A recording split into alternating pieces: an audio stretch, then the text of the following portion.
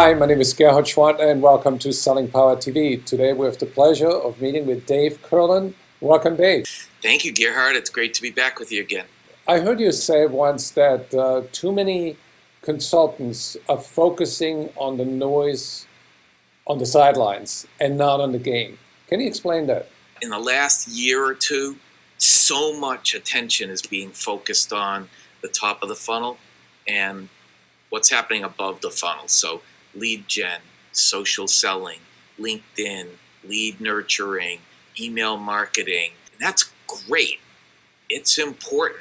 It gives salespeople a lot more opportunities to work on, but it's at the expense of not talking about and not reinforcing and not introducing the latest trends and the latest best practices at selling.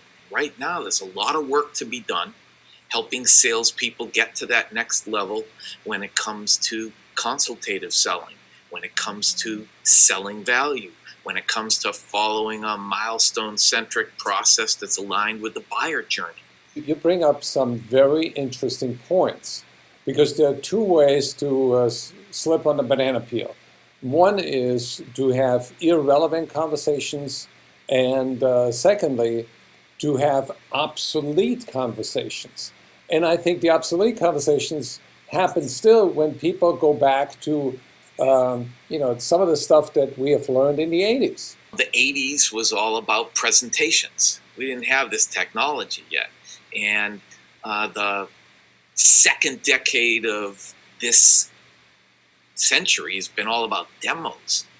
And demos are great if you've got a qualified buyer that's got a business problem to solve and they're ready to spend money to solve it. But there's so many salespeople out there taking all these inbound leads and social selling leads and these connections, and their whole sales process is, can I do a demo for you? And they don't understand why at the end of the demo, the prospects say, well, that's really cool. We'll get back to you if we want to do anything. And they're going like, how come I can't close them? How come they won't buy it? Why can't I get them to take action? It's pretty obvious to you and to me why nothing's happening. We don't know what their business problem is or even if they have a business problem.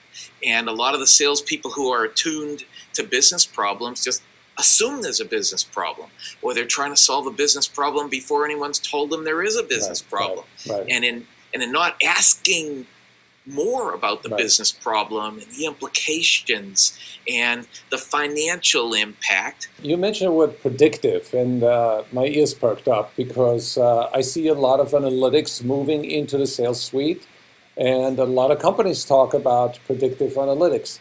What is your recommendation? If we open this can of worms, then to make the sales process and the forecast predictive, then we need the right milestones in the right sequence, in the right stages, and we have to prove it out so that if we reach this milestone, we know that there is this percentage likelihood that this business is going to close within this many days.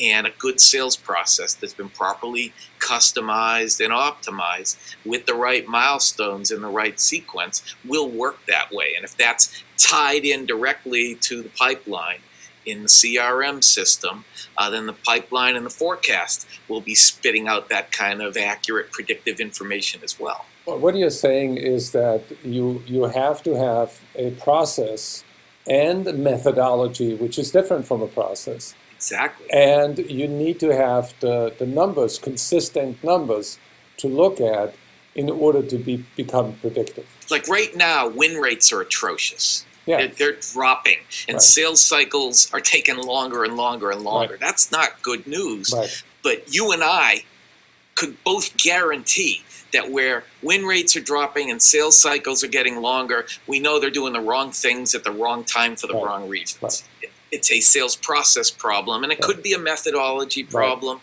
But yes, the right process and getting the salespeople to follow that process and giving them a methodology that allows them to leverage that process changes everything. We've got a lot of people out there who are presenters. There's a lot of people out there who are quoters and proposers and relationship builders, but there's not enough people out there who are really doing the solid selling work that's helping to differentiate, lock customers down, and take advantage of what could be. So if you want to score more home runs, go to Dave Curlin and Associates, go to his website. He's the #1 coach in the country. Thanks, Gerhard.